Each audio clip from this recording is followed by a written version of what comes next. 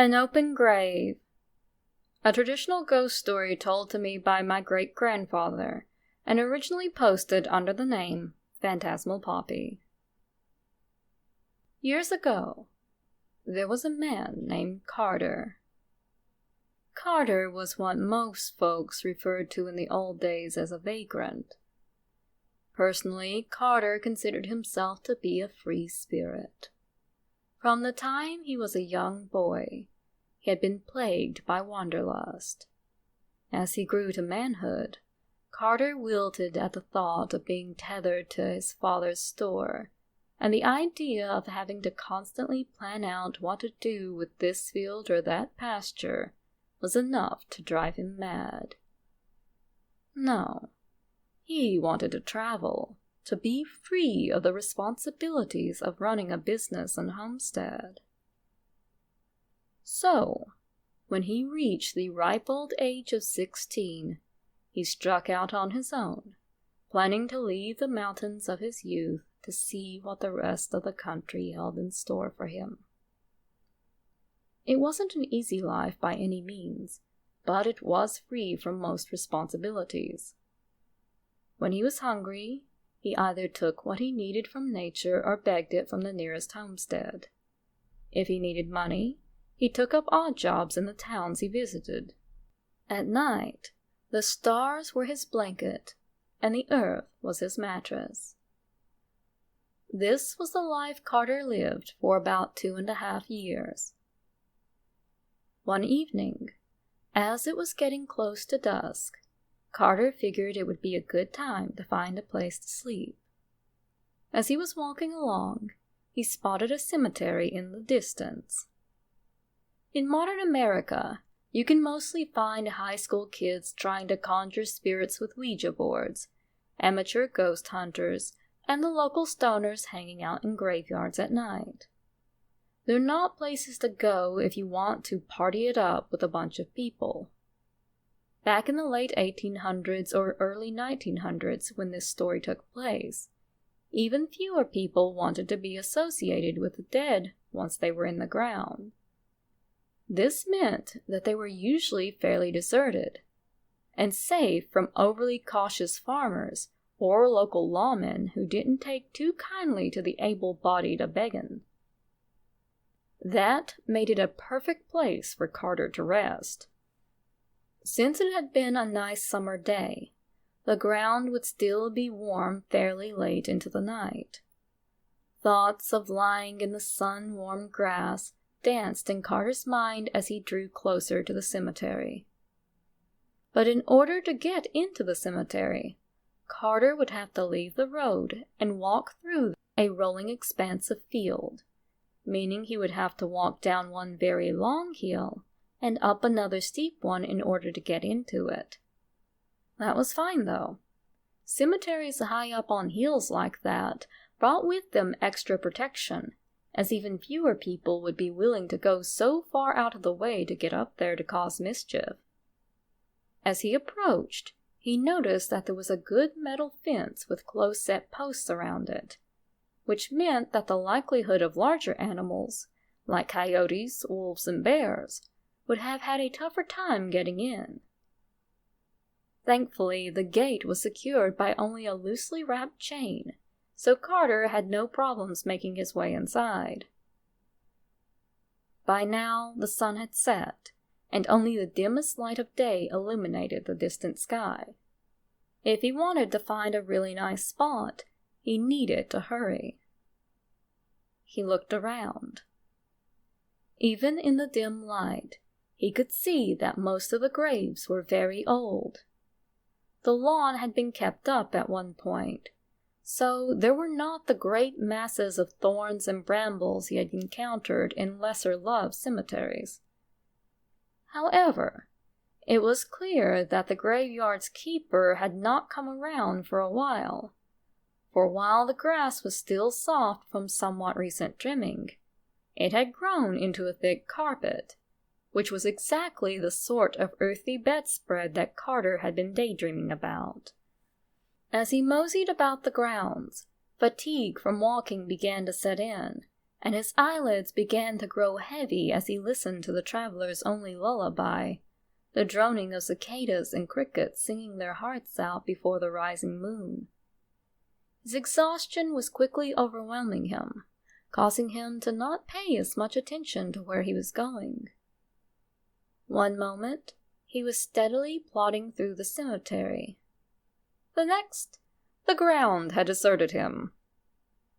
Carter had only barely registered catching his foot on the wayward tree root. Thankfully, he had the presence of mind to try to right himself, at least enough to throw out a few awkward steps to keep himself from cracking his head open on a nearby tombstone.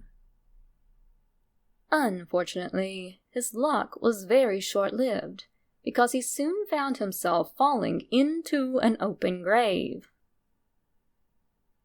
The fall very much rattled Carter, knocking the breath out of him. The fall likely would have been a lot worse had the grave not been an old one, which at some point had become a deep sinkhole in the earth. The vestiges of sunlight had gone from the sky by the time his breath returned, leaving him with only the scant luminescence that the rising moon provided. When Carter felt ready to get up again, he stood, immediately falling back to the ground. "Great," he thought. "I've broken my ankle."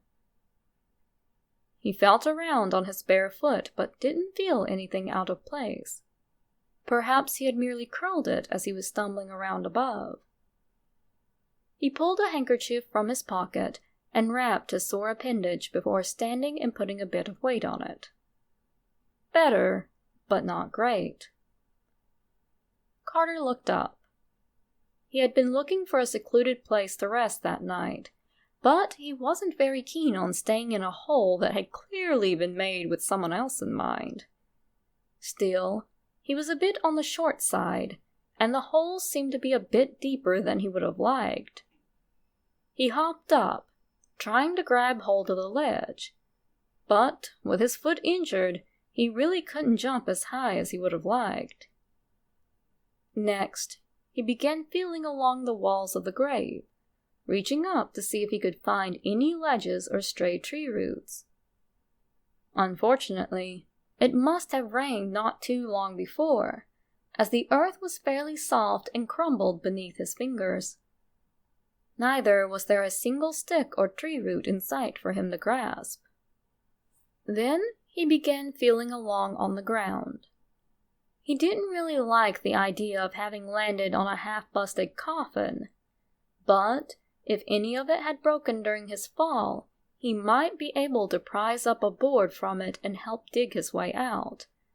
Carter wasn't that disappointed to find what part was unsubmerged from the dirt was intact, as he hadn't truly relished the thought of using parts of someone's final resting place to extricate himself. Finally, Carter got the idea of trying to walk himself out of the pit. The idea was that he would brace his hands against one side of the grave and his feet against the other, and crawling with one hand and foot at a time until he got to the top and, hopefully, found the way to pull himself out when he got there. Sadly, that idea too did not work out, as his injured foot could not take the pressure from an attempted climb, sending him crashing back to the bottom of the grave. Huffing with annoyance, Carter glared up at the vague outline of the top of the grave and tried to think of another plan, but none would come. At that point, the normally easy-going Carter started to get worried. The cemetery had been quite a ways off the road, not near a church but up above a hayfield. This meant that it was probably somebody's family cemetery and might not see another person visit it for a long while. It was highly unlikely that anyone would hear him call for help so late at night, but being so far out of the way, what was the chance that someone would hear him call even once it became daylight? The idea that the old open grave might become his own if he didn't find a way to get himself out of there chilled him to the bone. He got back to his feet, jumping on his one good leg, clawing at the ground and trying to reach the top of the grave. But try as he might, there was no way he could climb out without using his other foot in the process. And if it really was broken instead of sprained, then that would make traveling a lot harder. The last time he fell back into the hole, he collapsed onto the half-buried coffin, utterly exhausted. Glowering wearily up at the top of the hole, he had to face the facts. It looks like I'm not going to be able to get myself out of this one tonight. It was then that Carter heard a voice ring out clear as day from the box below him. I think you can. By the time Carter remembered he was still injured, he had long since cleared the grave and was almost to the county line.